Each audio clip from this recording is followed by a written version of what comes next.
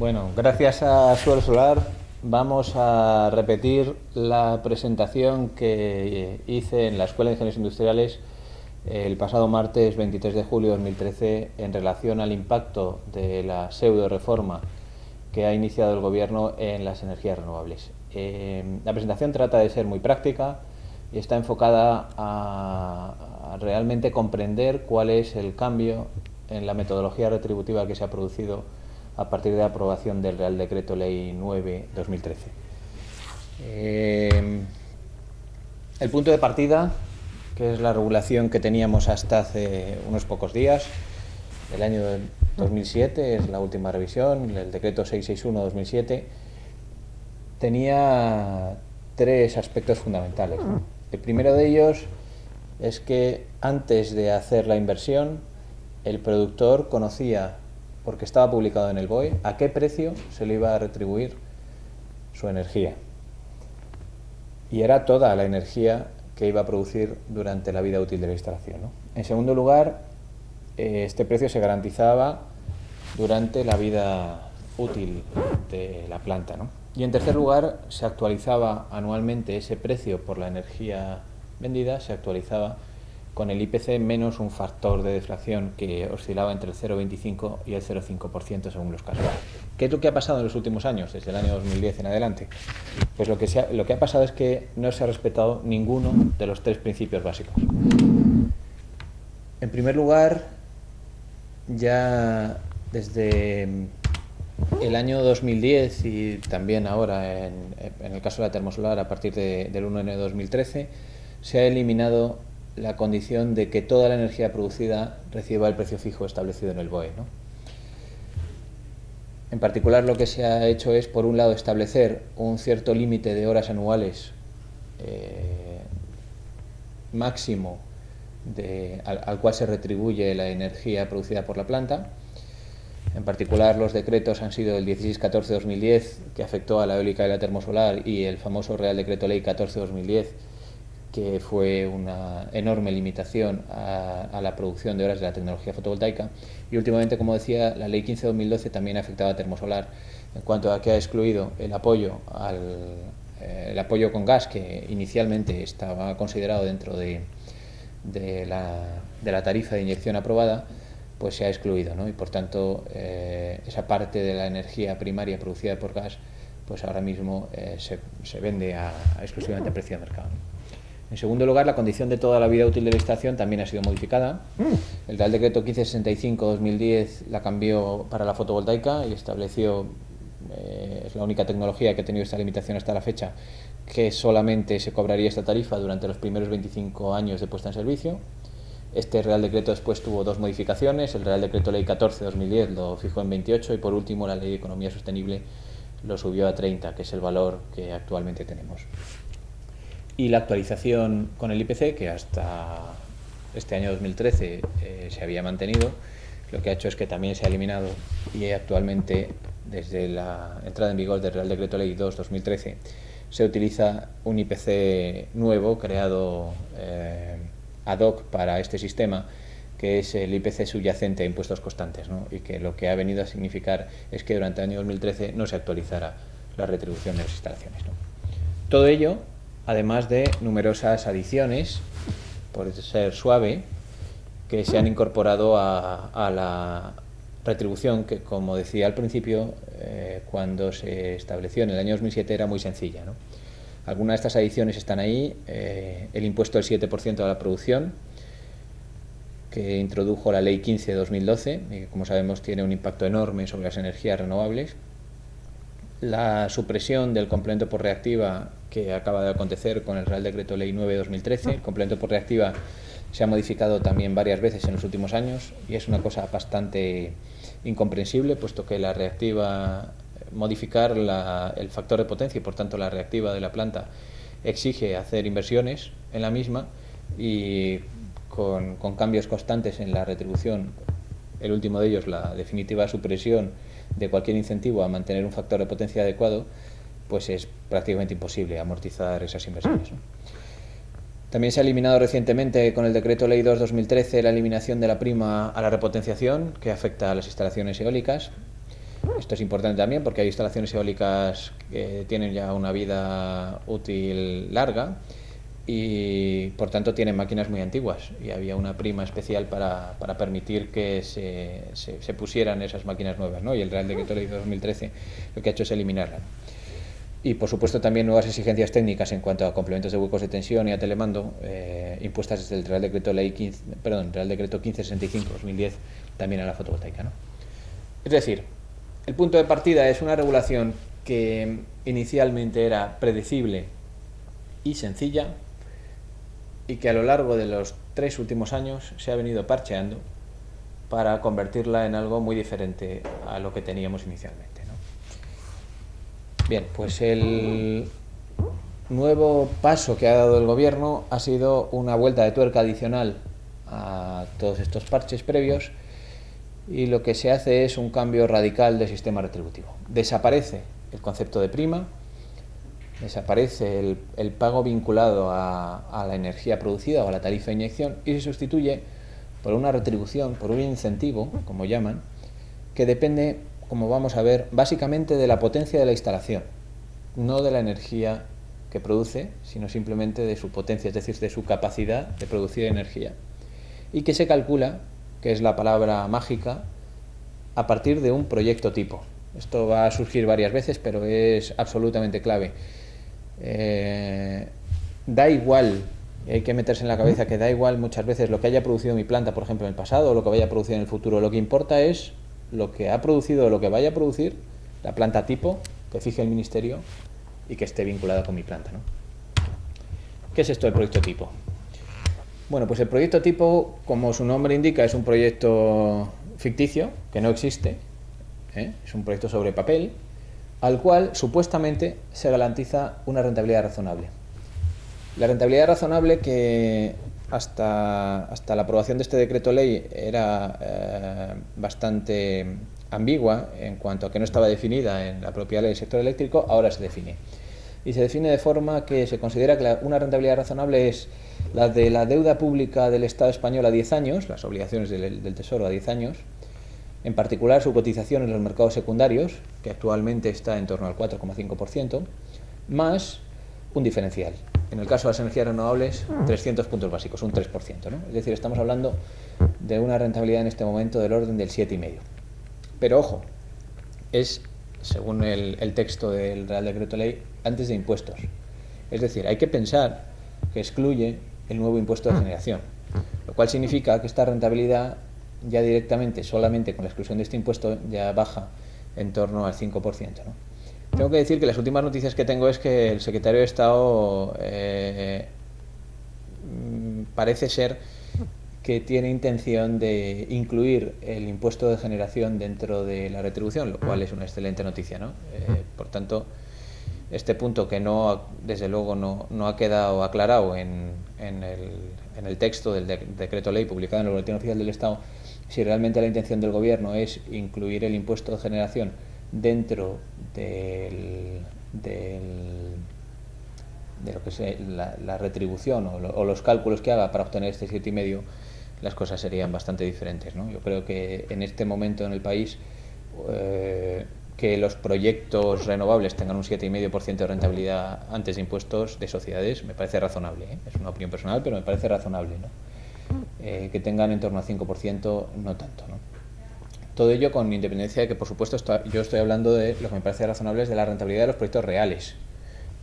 La clave aquí va a ser que es el proyecto tipo el que tiene esa rentabilidad, y el proyecto tipo seguramente no tenga mucho que ver con el proyecto real.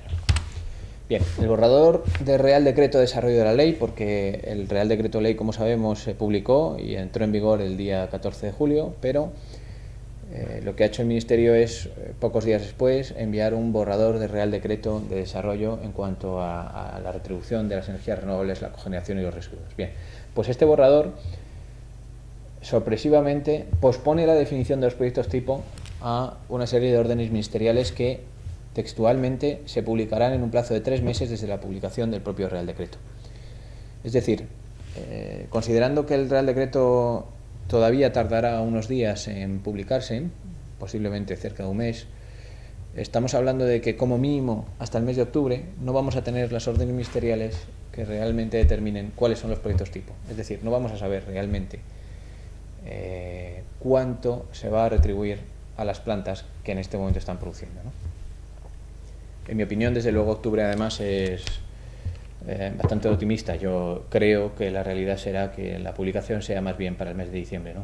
¿Por qué lo digo? Porque realmente el Ministerio lo que ha hecho es una trampa, porque al publicar el Real Decreto Ley 14, la retribución de todas las instalaciones ha cambiado ya, desde el Real Decreto Ley, perdón, el 9, he dicho 14, desde el 14 de julio la retribución ha cambiado y ahora las plantas ya están sometidas a este nuevo sistema, pero sin embargo no conocen los detalles del nuevo sistema. Es decir, hablando de una forma muy coloquial, las instalaciones están vendiendo energía sin saber a qué precio la están vendiendo. Y eso va a seguir ocurriendo durante una serie de meses, ¿no?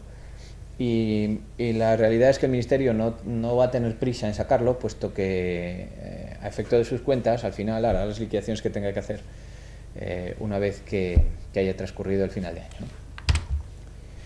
Bien, pues según lo que dice también el borrador del Real Decreto, puede haber diferentes tipos de proyectos estándar, ¿no? O de proyectos tipo. Y subrayo puede.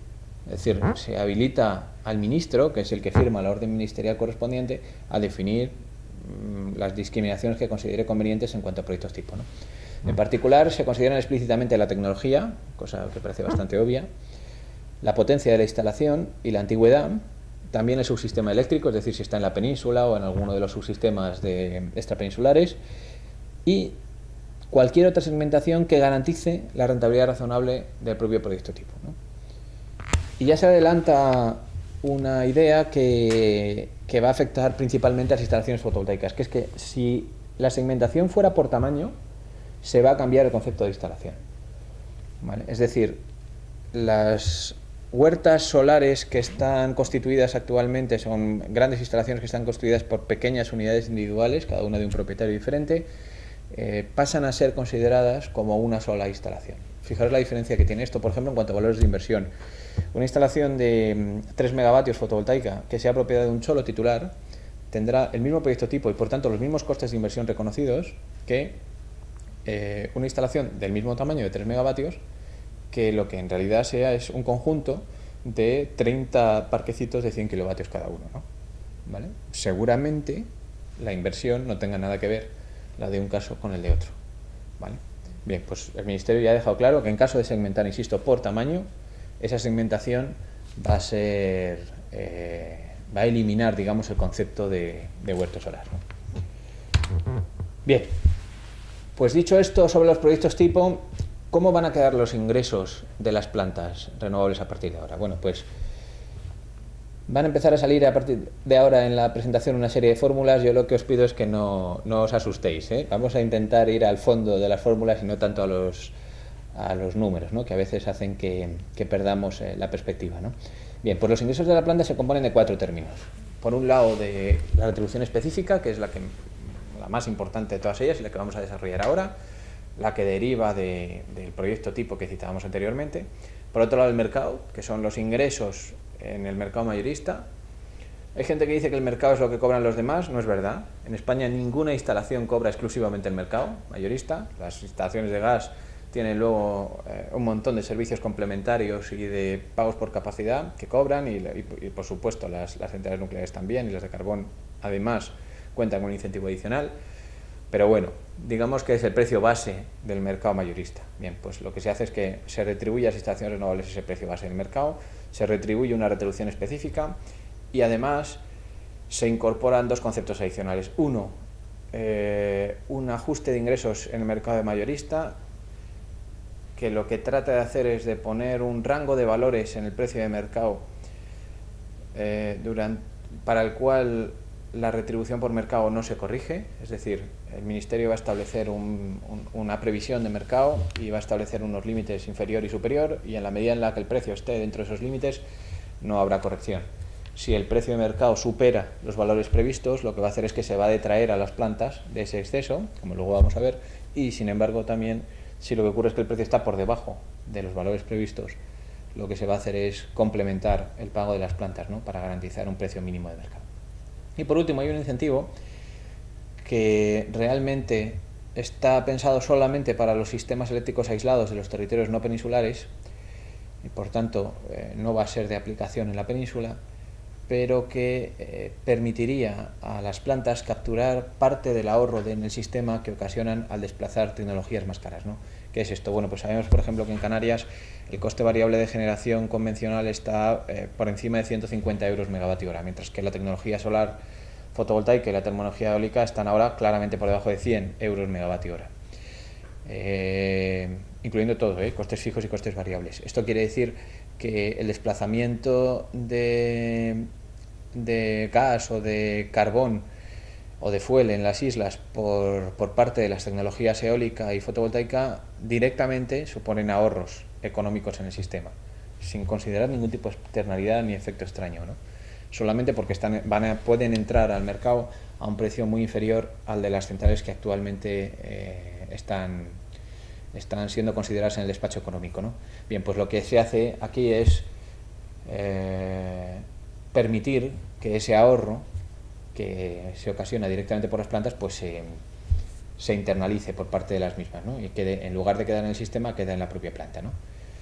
Esto aprovecho para dar mi opinión también sobre este particular, en cuanto a que me parece que este incentivo a la inversión es una discriminación en cuanto a que su aplicación solo se produzca en los sistemas eléctricos aislados no peninsulares, puesto que al final el ahorro en el mercado mayorista se puede producir perfectamente igual en los sistemas peninsulares, y no entiendo por qué a una serie de plantas se les puede garantizar este incentivo adicional simplemente por estar en unos territorios aislados y a otras en la península no. Me parece que debería ser independiente de la ubicación concreta de las mismas. Pero bueno, no voy a entrar en él porque, como digo, de momento está pensado solamente para los territorios interpeninsulares, ¿no? Y además está bastante poco definido en cuanto a que no se saben el porcentaje de ese ahorro que se va a obtener, que realmente se va a permitir trasladar a la planta, ¿no? Bien, pues vamos entonces a la parte de la retribución específica, puesto que el resto de conceptos son bastante más sencillos, ¿no? La retribución específica se compone a su vez de dos términos. Por un lado está una retribución a la inversión, que es la que decía antes, que depende exclusivamente de la potencia instalada en la planta, y por otro lado tenemos un concepto que es la retribución a la operación. Y la retribución a la operación viene a ser el equivalente a la antigua tarifa de inyección, ¿no? Es decir, que depende básicamente de la energía neta generada por la planta, ¿no? La retribución a la inversión, insisto una vez más, que se va a considerar a partir del proyecto tipo correspondiente. Es decir, va a haber un pago en euros por megavatio instalado de la planta, que solamente va a depender del proyecto tipo que uno tenga asignado. No va a depender en absoluto de las cifras reales de la instalación. Y, según establece el borrador del Real Decreto, solamente se va a cobrar si se alcanza un cierto número de horas equivalentes de funcionamiento. ¿Vale? Es decir, hay gente que podía pensar, hombre, pues si me van a pagar básicamente por potencia, yo lo que hago es que no mantengo la planta, incluso la desmantelo, cobro lo que tenga que cobrar por potencia y ya está, y por lo menos no tengo gastos. Bien, pues esto el decreto trata de evitarlo, exigiendo que haya un cierto volumen de energía inyectada a la red de forma anual, ¿no? Bien, en cuanto a la potencia también hay una discusión importante, porque aunque se habla de la potencia nominal de la instalación, se redefine el concepto de potencia nominal, y en particular en el caso de las instalaciones fotovoltaicas se considera que la potencia nominal es la potencia pico, es decir, la suma de la potencia estándar de los paneles, no la potencia del inversor como venía siendo hasta la fecha, ¿no? Y lo pongo entre interrogaciones porque hay una disposición adicional que siembra dudas a la hora de saber si las instalaciones existentes van a ser consideradas a partir de la potencia pico o de la potencia nominal, ¿no? En mi opinión, la interpretación que se da en esa disposición adicional, que está pensada para instalaciones que tienen una parte de su potencia que estaba sometida hasta la fecha a un sistema de tarifa de inyección y otra parte que no, es decir, solamente era un porcentaje de su potencia total el que tenía prima o tenía prima equivalente, y en ese caso yo sí que creo que está bastante claro que en ese caso se utilizará potencia nominal para determinar qué parte de la energía inyectada a la red va a estar sometida a esta retribución específica y cuál no, ¿vale? Creo que no es extensible para el resto de instalaciones, pero ya digo que en opinión de algunos abogados ese concepto está indefinido y debería aclararse, puesto que podría interpretarse que todas las instalaciones fotovoltaicas se pagarán en función de la potencia nominal y no de la potencia pico, ¿no? Como veis, esto pues tiene una influencia importante, ¿no? En el caso de instalaciones fotovoltaicas, pues, como sabemos, no es extraño tener una potencia pico del 30% por encima de la potencia nominal y, por tanto, las diferencias entre tener una retribución y otra, un índice u otro, para la retribución e inversión, pues son muy importantes, ¿no? Bien, en cuanto a retribución a la operación, quiero destacar que el Real Decreto ya dice que solamente la van a tener las tecnologías que tengan costes estimados de explotación superiores al precio estimado, y subrayo también, una vez más, el concepto estimado de mercado, ¿no? En mi opinión personal, esto está pensado para tecnologías que tienen costes de combustibles bien, es decir, por ejemplo, en el caso de la biomasa, ¿no? Que tienen que hacer frente al pago por un combustible, ¿no? Ciertamente esto es una cuestión bastante polémica, puesto que en general los costes de las instalaciones renovables son en su mayor parte costes fijos y, por tanto, afectan los costes de explotación, afectan mucho más en cuanto a cuando se dividen por la energía generada las instalaciones pequeñas que las instalaciones grandes, ¿no?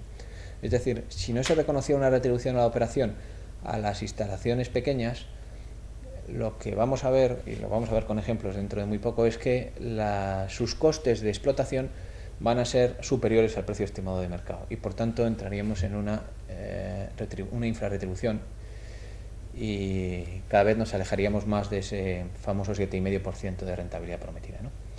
Y aquí también hay que hacer una excepción, que ya la hace el Real Decreto, que es la famosa planta que salió adjudicada en un concurso hecho ad hoc por el Ministerio para una tecnología termosolar supuestamente innovadora de una empresa americana, que hasta ahora se ha librado de todos los recortes y que también se libra en esta ocasión de esta metodología, puesto que sí que se le reconoce que la retribución a la operación va a ser exactamente la resultante de la adjudicación del concurso, ¿no? Bien, este asunto ha sido publicado por la prensa, en particular por Rafael Méndez del País varias veces, puesto que había algún cable de Wikileaks que denunciaba la intervención del gobierno americano en la adjudicación de este concurso, ¿no? Y bueno, lo que vemos una vez más es que la ley opera de forma diferente para los distintos inversores, ¿no? Y claramente se reconoce una retribución a la operación que en el fondo es mantenerle las mismas condiciones que tenía, ¿no? Bien, por tanto, considerando que la retribución va a ser a la operación, va a ser poco probable que se tenga en la inmensa mayoría de instalaciones, aunque, como vamos a ver, eso no quiere decir que haya que pelearla y argumentar que es necesaria en muchos casos. Vamos a centrarnos en la retribución a la inversión, ¿no? Es decir, en ese término que va multiplicada la potencia. Bien, la retribución a la inversión se calcula a partir de esta formulita, que en principio ya empieza a asustar un poquito porque aparecen ya bueno, pues algunos términos exponenciales y demás, pero que en el fondo lo que viene a ser es un descuento de flujos de caja, ¿vale? De flujos de caja futuros, ¿no? Se compone una serie de coeficientes, ¿no? El primero de ellos, el coeficiente C, es un coeficiente de ajuste de la instalación tipo, ¿no? Y que tiene que ver con la parte de ingresos de la planta que se relacionan con la inversión y la parte de ingresos que se relacionan con los costes de explotación. Luego vamos a ver un poco cómo es, pero de momento me interesa que os quedéis con la idea de que va a estar entre 0 y 1, ¿vale? El VNA es el valor más importante, es el valor neto del activo del proyecto tipo, subrayo una vez más, ¿vale? Y, por supuesto, se establece por unidad de potencia, porque luego la RIMP hay que multiplicarla por la potencia de instalación, ¿no? La T es la tasa de retribución al inicio de cada periodo regulatorio, y aquí introducimos un aspecto más negativo en cuanto a la predecibilidad de este sistema, que es que esa tasa se revisa, la propia tasa, cada 6 años, ¿vale? Es decir, que lo que ahora se promete, una supuesta retribución del 7,5 antes de impuestos, puede ocurrir que dentro de 6 años ya no sea el 7,5, y no sé por qué el Ministerio sigue obviando que las inversiones ya están realizadas y, por tanto, los inversores están vendidos, no tienen capacidad de reacción y no tiene ningún sentido que se cambie el activo de referencia, el parámetro básico que es la tasa de retribución, antes de que se haya producido la amortización de la inversión, ¿no? Bien, normalmente el decreto establece que la media temporal que se va a utilizar para calcular esa cotización en el mercado secundario de la que hablaba antes del activo de referencia va a ser los 24 meses anteriores al periodo regulatorio. Si bien fija que para el primer periodo regulatorio, es decir, para ahora, se van a utilizar las cotizaciones de abril a junio de 2013, ¿no? Y que para las instalaciones existentes, en lugar de coger la media de 24 meses, se van a coger la media de los 10 años anteriores, ¿no? Que actualmente está en torno al 4,42. Luego veremos alguna simulación que he hecho y he utilizado este valor, el 4,42 en lugar del 4,5, que es el que tiene ahora en los últimos... si tomáramos la media de los últimos 3 meses sería más cerca de 4,5, pero la de los 10 últimos años está en torno al 4,42, ¿no?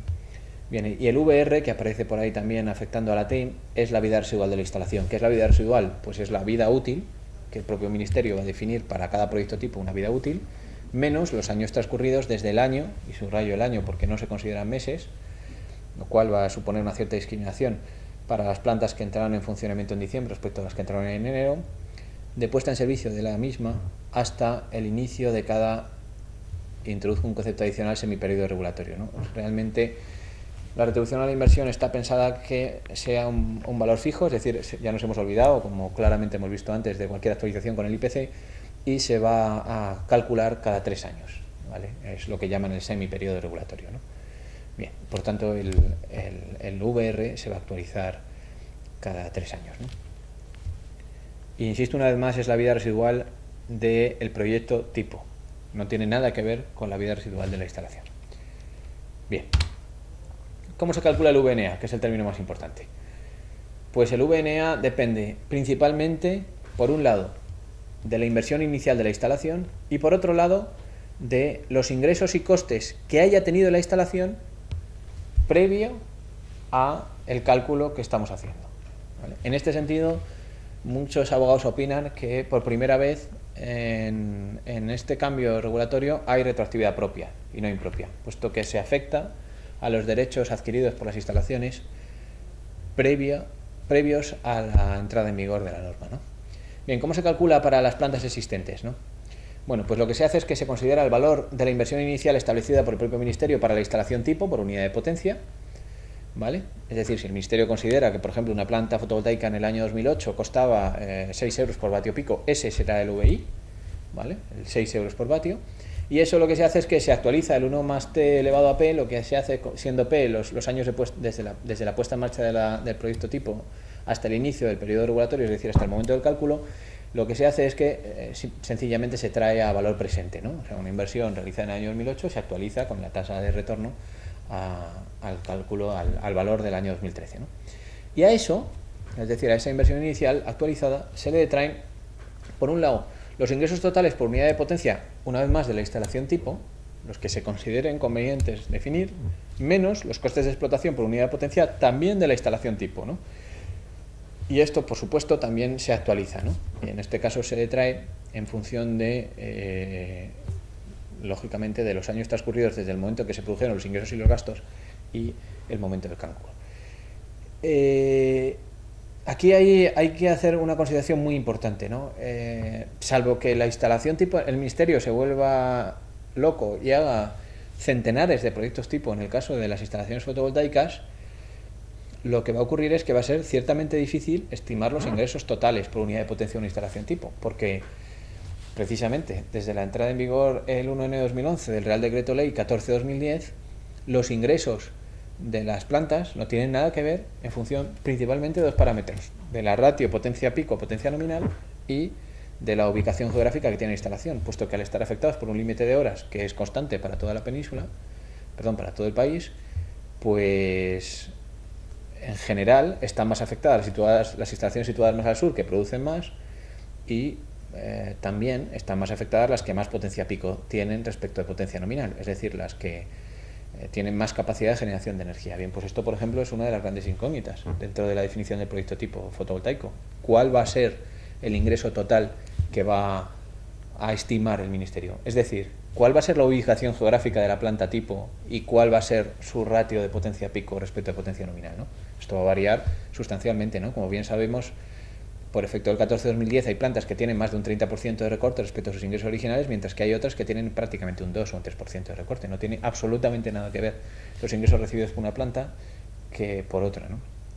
Y en este sentido también tengo que decir que me sorprenden enormemente las declaraciones de algunas asociaciones renovables, en particular la Asociación Empresarial Eólica, respecto de que este sistema iba a acabar con su retribución, puesto que llevaban muchos años cobrando y se iban a tener en cuenta los ingresos y los costes de los años anteriores. Mi sorpresa es muy fácil de explicar. Todo dependerá de los ingresos y de los costes que realmente se les reconozcan y de la inversión tipo que realmente se les reconozca, ¿no? Puesto que si una inversión eólica, que como sabemos está en manos principalmente de grandes empresas, tuvo un coste real de 1 euro por vatio, pero el Ministerio considera un coste de lo que era un inversor pequeño, que posiblemente estaba más cerca de 1,2 que de 1, aunque la instalación de 1 euro por vatio realmente haya tenido una rentabilidad del 9%, la instalación tipo tendría una rentabilidad del 7,5% y por tanto no habría nada que detraer, ¿vale? En este sentido quiero decir que, en mi opinión, todas las asociaciones de renovables deberíamos ser muy cautelosos a la hora de valorar el impacto que va a tener esta normativa en la retribución de cada una de las tecnologías, ¿no? Es evidente que tecnologías como la termosolar van a estar mucho menos afectadas por este componente, puesto que solo llevan 1 o 2 años funcionando, que por este. Pero eso no quiere decir que vayan a salir mejor paradas, porque dependerá de cuál sea el valor de inversión que les adjudique, ¿no? Bien. Vamos a ese valor de inversión, que es la parte más indeterminada de esta expresión, ¿no? Bien, como decía, el valor de inversión se determina por el Ministerio, supuestamente a partir de los valores medios de las inversiones que se realizaron para cada tecnología y año correspondiente, y como veíamos al principio, este VNS se afecta de un coeficiente C. Este coeficiente C se compone básicamente de la estimación de ingresos a futuros y costes de explotación futuros, también descontada al momento actual, respecto del valor neto actual de la instalación. Es decir, como digo aquí en términos coloquiales, C no es más que el tanto por ciento de los ingresos netos previstos, totales de la planta, que corresponden a la retribución por inversión, ¿no? Como vimos al principio, lo que, además de la retribución por inversión, después se supone que la parte del mercado va destinada a retribuir los costes de explotación que tiene la planta. Bien, pues aquí lo único que se hace es decir, bien, pues esos ingresos que vas a tener por mercado, más en su caso la retribución por operación, lo que van a hacer es que van a complementar tu retribución por inversión, y por tanto el valor neto de la inversión que tú tienes en este momento, que es el que hemos calculado con las fórmulas anteriores, lo tengo que afectar de un coeficiente que tenga en cuenta que una parte de esa inversión la vas a recuperar por otra vía y no por la vía de la inversión, ¿no? ¿El truco aquí dónde está?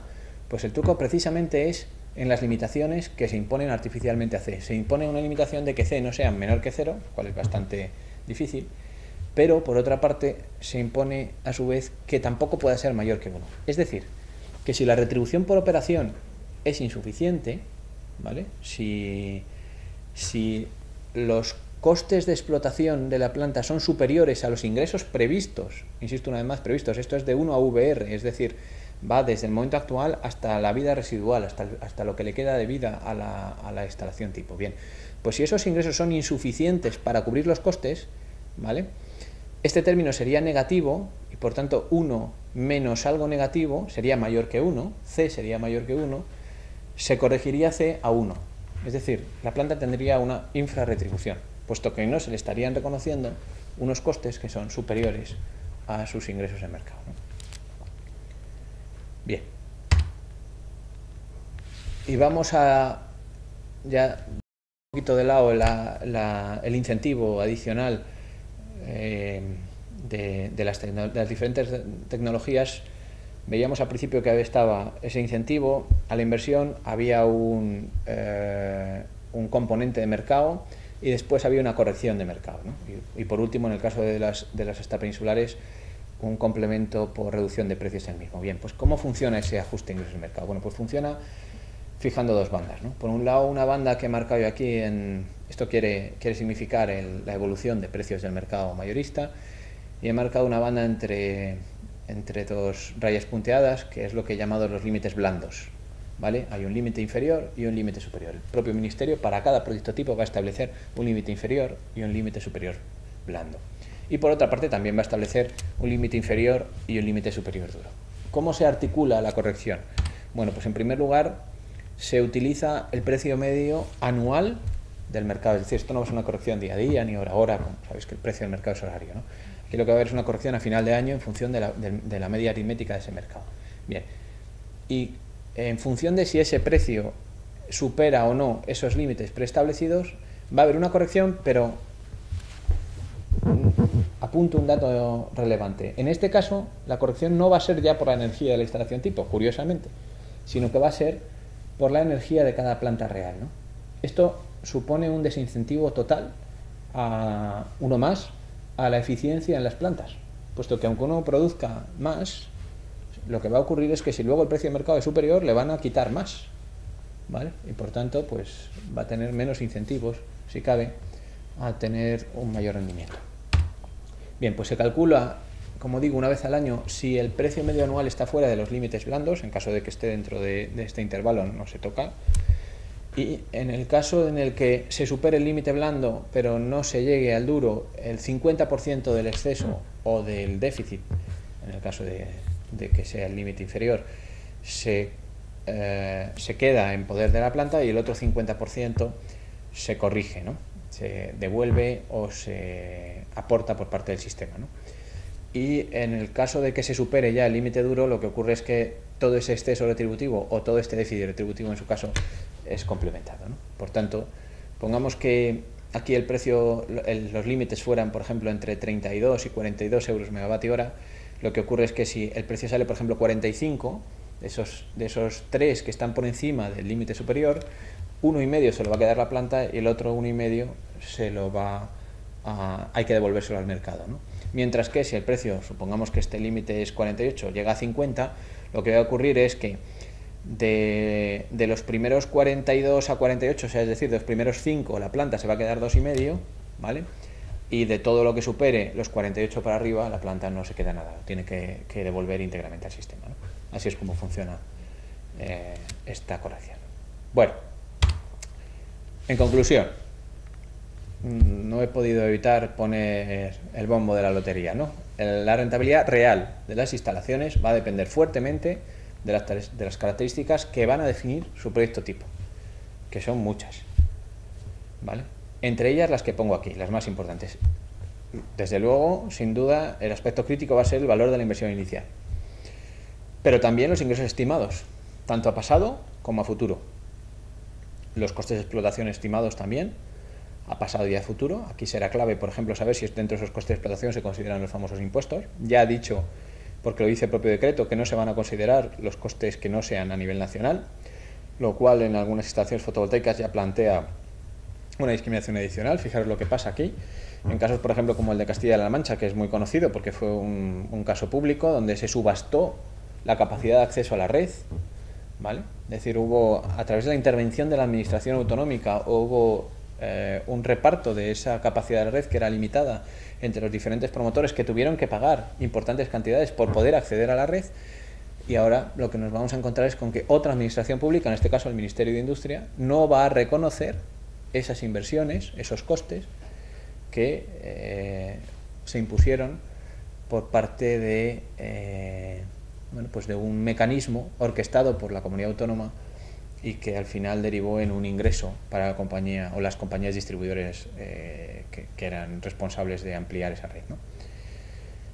Bien, también va a depender de la posible retribución a la operación que se fije, de la vida útil regulatoria, por supuesto, del número mínimo de horas de funcionamiento. Fijaros que aquí también se puede jugar, porque al eliminarse toda la retribución por inversión, en caso de que no se alcance ese número mínimo, si se pone suficientemente alto, lo que se puede hacer en la práctica es expulsar del mercado a muchas instalaciones, ¿no? Esto también va a ocasionar desde el punto de vista jurídico algo muy interesante, que es que ahora va a haber conflictos entre lo que eran las horas de funcionamiento que se fijaron en el caso de la fotovoltaica en el 14-2010, en el caso de la eólica y de la termosolar en el 16-14-2010, con el número mínimo que se pongan ahora, ¿no? Porque, como sabemos, por ejemplo, en el caso de la fotovoltaica, esos límites eran muy inferiores a los reales y han ocasionado recortes enormes, en promedio superiores al 20% de la planta, de todas las plantas, y claro, ahora sería una contradicción que el propio Ministerio fijara un mínimo mucho más alto que ese, ¿no? ¿vale? Sin embargo, no ocurre lo mismo con la tecnología eólica, cuyo mínimo de funcionamiento no se ha alcanzado en los 2 años que han acontecido desde la entrada en vigor del 16-14-2010, ¿no? Por tanto, la fijación de los valores mínimos de horas de funcionamiento va a ser una cuestión también propensa a todo tipo de recursos judiciales. Bien, los límites superiores e inferiores, como he dicho antes, de precio de mercado también son fijados en función del proyecto tipo y en su caso, en el caso de los territorios extrapeninsulares, el incentivo por reducción del coste de generación, ¿no? Bien, vamos a un ejemplo real, por supuesto un ejemplo fotovoltaico, ¿no? Una planta fotovoltaica fija que estuviera puesta en servicio en septiembre de 2008, que es el caso más común, es decir, que P sea igual a 5, lleve 5 años puesta en funcionamiento. Ya insisto una vez más que estamos en este momento a finales de julio, esta planta no lleva todavía 5 años, sin embargo una planta que estuviera puesta en enero en servicio, pues sí que los habría sobrepasado, pero parece que al Ministerio esas pequeñas cuestiones, ¿no?, de 11 o 10 meses de diferencia, pues parece no importarle demasiado. Bien. Supongo 1.500 horas equivalentes de funcionamiento, es decir, supongo que está en el centro de la península y supongo que se hizo un valor de inversión que considero incluso bajo, ¿no?, de 6 euros por vatio pico, ¿vale? 6 millones de euros por megavatio pico. ¿Por qué digo bajo? Porque es verdad que es un valor que posiblemente se podía alcanzar con cierta facilidad para el inversor que se hacía la planta él mismo, pero en España, en el año 2008, muchas de estas plantas, sobre todo las que se hicieron a partir de los huertos divididas en pequeñas instalaciones, al final estaban paquetizadas y se vendían al cliente final, que es el inversor que actualmente soporta estos recortes, a un valor ciertamente superior a los 6 euros por vatio pico, ¿no? Bien, considero que la retribución por operación va a ser cero, en coherencia con esta impresión que tengo de que no se va a reconocer, salvo en todo caso a las tecnologías que requieran un combustible, y voy a suponer que la vida útil estimada regulatoria es de 25 años, es decir, la vida residual está en 20, puesto que lleva, como decía antes, 5 años de funcionamiento, ¿no? En cuanto a los ingresos pasados, ¿qué estimo? Bueno, pues los del año 2009 directamente los calculo, por supuesto de una forma aproximada, a partir de las 1.500 horas equivalentes de funcionamiento y de la tarifa existente en 2009, antes de los cambios retroactivos que afectaron a las horas de funcionamiento, por tanto es relativamente sencilla. Estaban, y me interesa que os quedáis con orden de magnitud, en torno a 700.000 euros por megavatio pico, ¿vale? 720.000 euros por megavatio. Los ingresos de 2008 voy a considerar que son un cuarto de los del año 2009, puesto que la planta se puso en servicio en septiembre. Ya sabéis que normalmente en el último trimestre esto no es exactamente así, puede ser ligeramente inferior, pero bueno, como luego los costes voy a hacer lo mismo, pues realmente tiene una influencia relativamente pequeña, ¿no? En cuanto a los ingresos de 2010, voy a considerar los 2009 menos el 1%, porque en 2010 lo que se produjo es una reducción en la tarifa de inyección por efecto de la actualización del IPC que he citado al principio, y en 2011 considero los del 2010 menos un 20%, es decir, también voy a ser bastante prudente en cuanto al recorte, derivado en este caso no de ninguna actualización por IPC, sino por el límite de horas primadas que introdujo por primera vez en el año 2011 el Real Decreto Ley 14/2010, ¿vale? Y en cuanto a los ingresos de 2012, considero que son los del 2011 más un 2,7% también, porque es el incremento que se tuvo derivado del IPC, de la última actualización que hemos tenido del IPC. Bien, en cuanto a los ingresos futuros, considero el precio de mercado para el año 2013 en 41,69, que es el que figura en la última propuesta de orden ministerial remitida hace escasamente una semana por el Ministerio de Industria para la revisión de los peajes eléctricos, y considero que va a tener un factor de inflación de actualización anual del 2% del 2013 en adelante. En cuanto a los costes de explotación, tanto pasados como futuros, considero unos costes de 100.000 euros por megavatio. Estos valores son bastante habituales en plantas pequeñas, que como he dicho antes, tienen que repercutir unos costes fijos bastante elevados y por tanto tienen unos costes de explotación por megavatio pico elevados, ¿no? Para plantas grandes seguramente este valor estaría más cerca de los 50-60.000 euros por megavatio, ¿no? Pero si consideramos que una planta es pequeña, es un valor bastante corriente, ¿no? Y ya adelanto una cosa, que es que fijar unos costes de explotación del orden de 100.000 euros por megavatio pico supone que los ingresos por mercado van a ser insuficientes para cubrir los costes. Es decir, en terminología matemática que decíamos antes, C va a ser mayor que 1. ¿vale? Es decir, la planta va a tener un déficit de retribución, no va a alcanzar en ningún caso, aunque se reconocieran sus costes reales, o sea, aunque realmente se invirtiera 6 euros por megavatio, aunque realmente se conocieran los ingresos reales que tuvo la planta de 720.000 y el 20% de recorte por el 14-2010, a pesar de eso, no va a alcanzar una rentabilidad del 7,5 antes de impuestos debido, precisamente, a que no se van a reconocer todos los costes de explotación que tiene, ¿vale? Bien, como decía antes, los costes de explotación de 2008 os considero un cuarto del 2009 y lo que hago en 2010 y siguientes, también para el futuro, es considerar los costes del año 2009 que cogí más un 2% anual, ¿no? Y ya también anticipo que todas las simulaciones las he hecho sin considerar el impuesto a la producción, ¿vale? Es decir, si finalmente el Ministerio considera el impuesto a la producción, evidentemente los costes de explotación del año 2013 tendrían que incrementar sustancialmente respecto de los anteriores, ¿vale?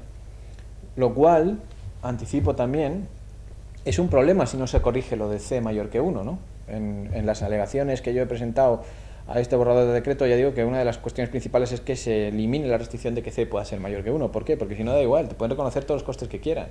Va a dar igual, si tú ya tienes un C de 1,15, lo que te va a pasar es que ese C en vez de 1,15 va a ser de 1,20, pero da igual si al final te van a considerar C igual a 1. O sea, eso es como no considerarte nada. Considerarte los impuestos en los costes de explotación, pero no permitir que eso corrija el valor de inversión, pues al final es completamente inútil.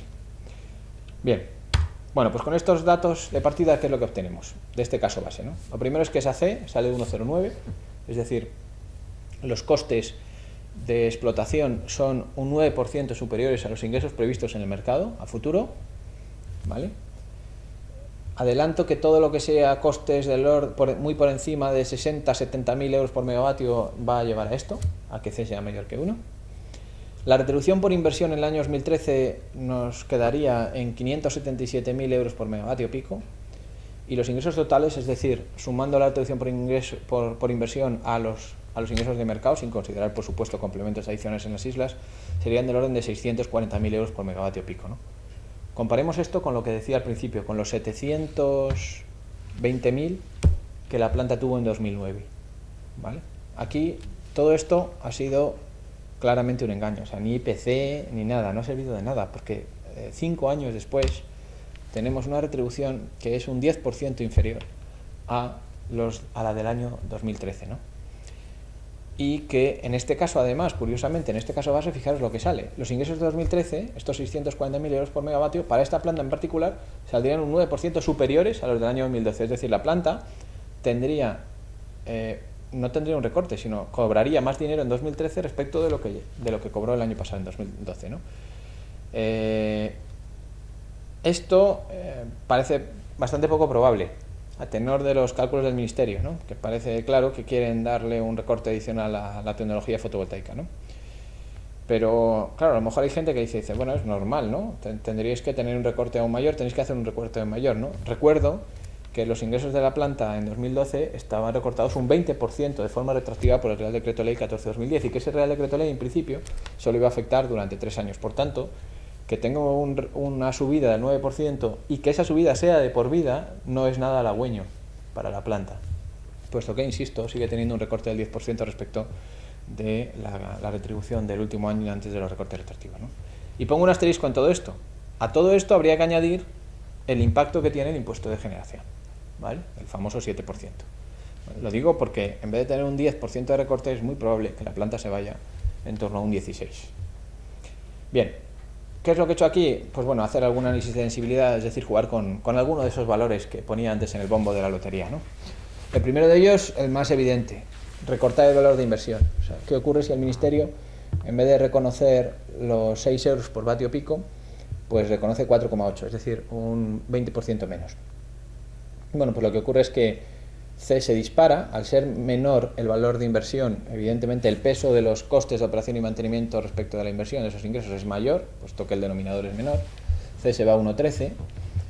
La retribución por inversión baja enormemente hasta 410.000 euros por megavatio, y los ingresos totales, es decir, la retribución por inversión más los de mercado, se quedan en 472.000.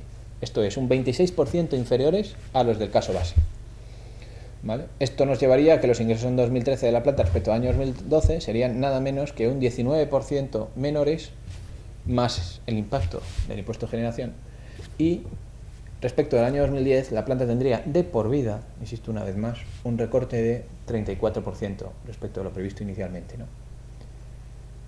Bien, otra simulación. Si cogemos el caso base y lo que recortamos son los costes de explotación en un 20%, es decir, en vez de esos 100.000 euros por megavatio consideramos 80.000, ¿qué es lo que ocurre? Pues evidentemente lo que va a ocurrir ahora es que C va a ser menor, se va a acercar más a 1, puesto que al reconocer menos costes de explotación los ingresos tienden más a ser suficientes para equilibrar esos costes. La retribución por inversión va a ser muy similar, se van a tener en cuenta al tener unos menores costes de explotación. Fijaros, ¿por qué baja? Alguien puede decir, ¿por qué baja la retribución por inversión si no has tocado el valor de inversión? Pues muy sencillo, porque como he dicho antes, sobre el valor reconocido de inversión se descuentan los beneficios o supuestos beneficios de explotación de la planta anteriores en el pasado. Si yo reconozco unos costes de explotación menores, lo que va a ocurrir es que estoy reconociendo implícitamente unos beneficios mayores en el pasado y por tanto eso va a disminuir el valor neto, el VNA que fijábamos antes. Esto es el efecto que se produce en él. Por eso es la retribución por inversión ligeramente inferior a la del caso base, ¿no? Bien, y esto nos lleva a ingresos del año 2013 en 630.000 euros por megavatio, es decir, un 2% por debajo de los calculados en el caso base, ¿no? Respecto de 2012 significaría aumentar los ingresos un 8% y respecto del año 2010 un 12% más el efecto del impacto del impuesto de generación. Bien, si aumentamos la producción, esto está dirigido sobre todo para mis amigos del norte, mis amigos de Euskadi, de Galicia y de Cantabria, ¿no? Claro, ¿qué ocurre si el caso base, como he dicho antes, está fijado en Madrid y no hay discriminación geográfica?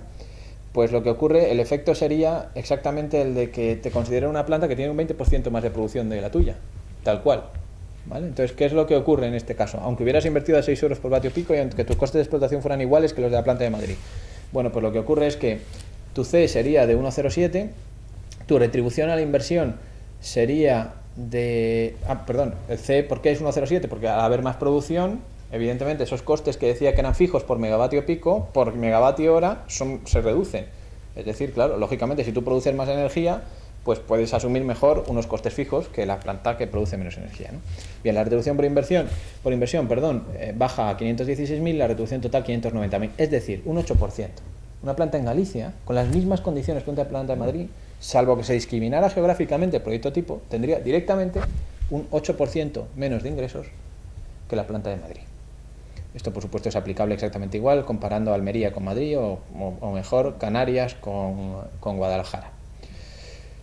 Los ingresos de 2013 respecto al 2012 caerían un 16% para esta planta y los ingresos de 2013 respecto a 2010 caerían un 31%. Fijaros, aquí las caídas son mayores porque, claro, al haber también más producción, esta planta al tener un 20% más de producción, o sea, fijaros que en vez de 1.500 estoy hablando ya de casi 1.800 horas. El problema es que, claro, esta planta de forma necesaria ha tenido que tener un recorte en el año 2010 muy superior a la que ha tenido la planta de 1.500 horas, ¿no? Y por tanto ahora tiene unas caídas respecto al año 2010 también muy superiores. Bueno, y por último, ¿qué es lo que ocurre si juegan con la vida útil? Y en vez de 25 ponen 30, como he dicho antes, que es el valor actualmente fijado en la Ley de Economía Sostenible.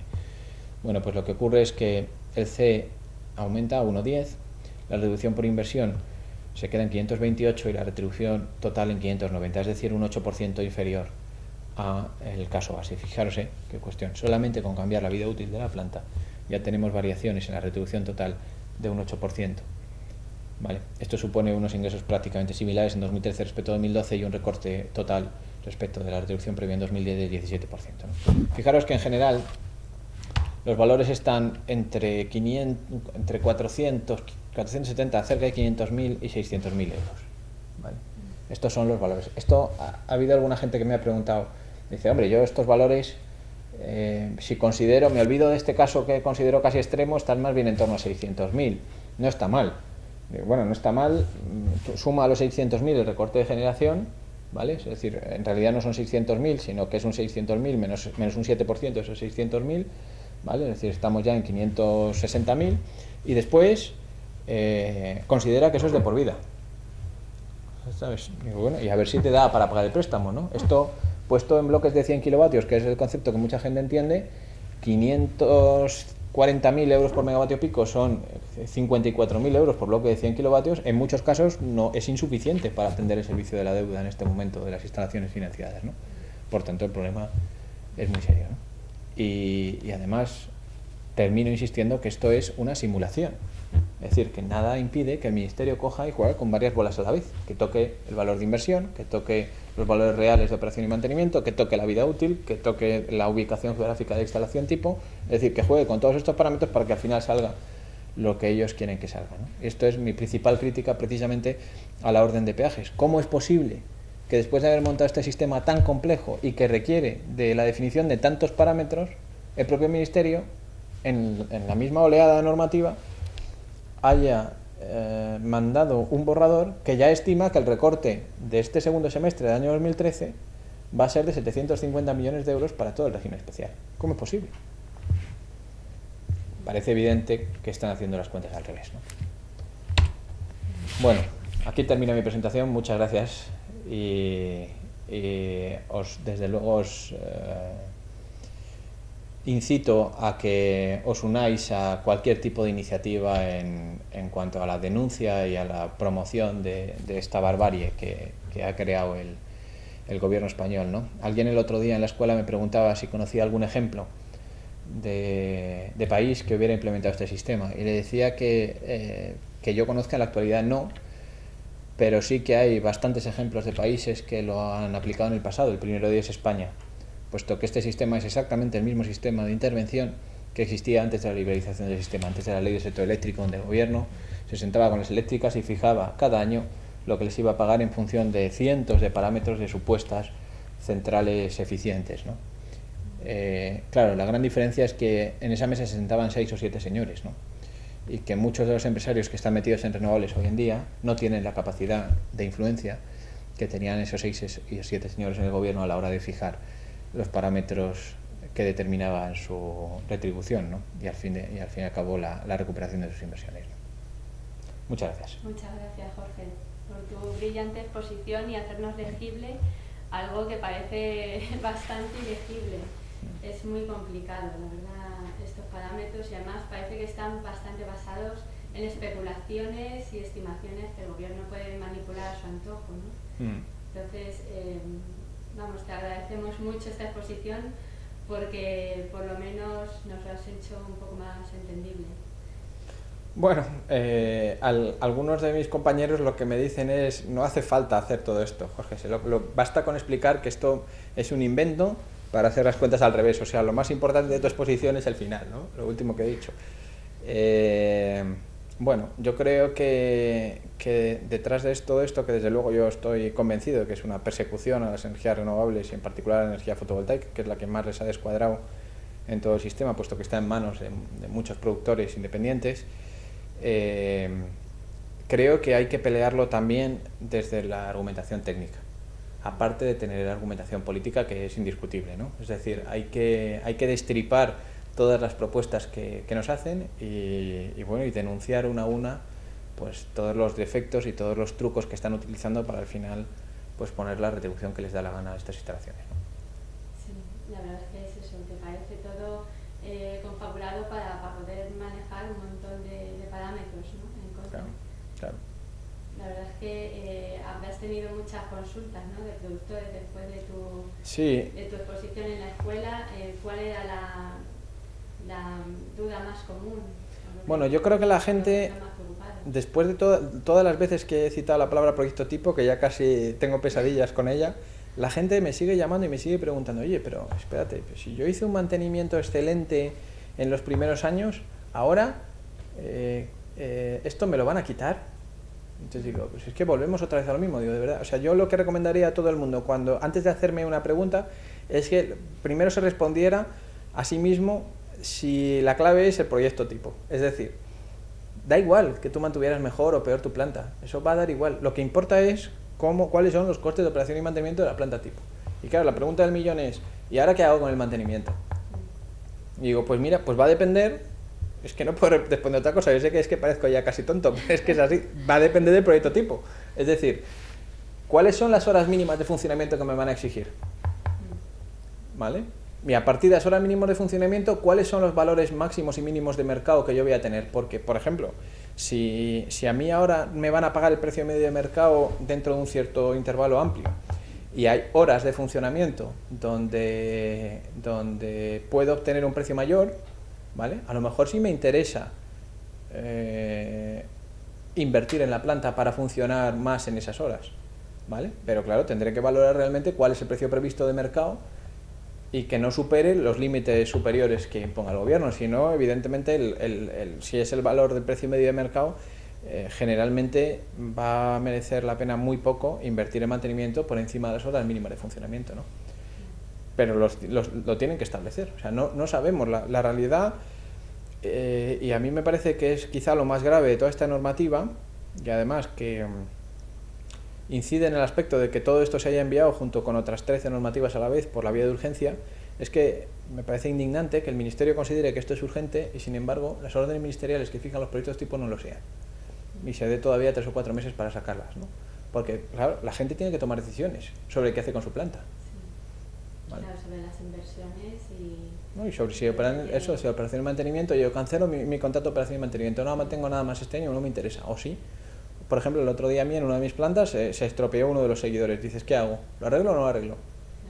Estas decisiones ahora mismo están paralizadas porque no sabemos cuál va a ser la retribución. No tenemos ni idea de lo que va a ocurrir. Está basado muy en especulación. Claro, claro. Lo que tú decías, no tiene ni discriminación geográfica. Que se sepa, no, salvo que hagan 200, ¿sabes? Pero que lo dudo muchísimo que el Ministerio vaya a hacer tantos proyectos tipo, ¿no? Y luego hay una cosa que también a mí me entristece, y yo ya aprovecharía que estáis aquí para denunciarlo y aconsejar a la gente que a ser posible reflexione sobre esto. Es la posibilidad que el propio Real Decreto ofrece de que se cierren las instalaciones a cambio de un incentivo para ese cierre, ¿no? Es decir, yo comprendo que la gente esté harta, es para estarlo, de todas estas historias y diga, mira, yo si me das dinero suficiente para poder pagar al banco, cierro la planta y ahí te quedas, ¿no? Yo sé que en algunos casos donde la situación, incluso personal, puesto que hay avales importantes de las propias viviendas de los inversores puestos como garantía de los proyectos, pues a veces dificulta tomar otras decisiones diferentes, ¿no? Pero en fin, yo creo que hay que hacer un llamamiento a la gente a pelear este sistema y a denunciarlo, ¿no? Desde luego, utilizando todas las herramientas jurídicas posibles y también utilizando la difusión y la concienciación social, ¿no? Y en este sentido también aprovecho para recomendar a la gente que utilice vías, por ejemplo, como la plataforma por un nuevo modelo energético, ¿no? Es decir, sistemas horizontales donde hay gente de todo tipo, no solamente hay empresarios, donde hay organizaciones ecologistas, donde hay sindicatos, donde hay personas particulares, donde hay partidos políticos, donde al fin y al cabo donde hay gente que está interesada en cambiar el modelo energético y que es plenamente consciente que las barreras que se imponen a este cambio de modelo energético derivan principalmente de la influencia de las grandes empresas en la política energética, ¿no? Y por tanto yo creo que es una lucha mucho más amplia que lo que puede afectar a una inversión en particular, y aconsejo a la gente a que se una a ese tipo de luchas, puesto que al final pues pueden tener una visión mucho mayor de la realidad, ¿no? Y muchos más apoyos a la hora de sacar adelante su instalación. Muchas gracias, Jorge, por tu intervención. Y bueno, pues intentemos seguir adelante con el modelo de renovables, porque es el motor económico también de futuro. Parece que la pobreza energética en este país está siendo invisible al gobierno, entonces intentemos entre todos salir adelante. En eso estamos. Gracias. A vosotros.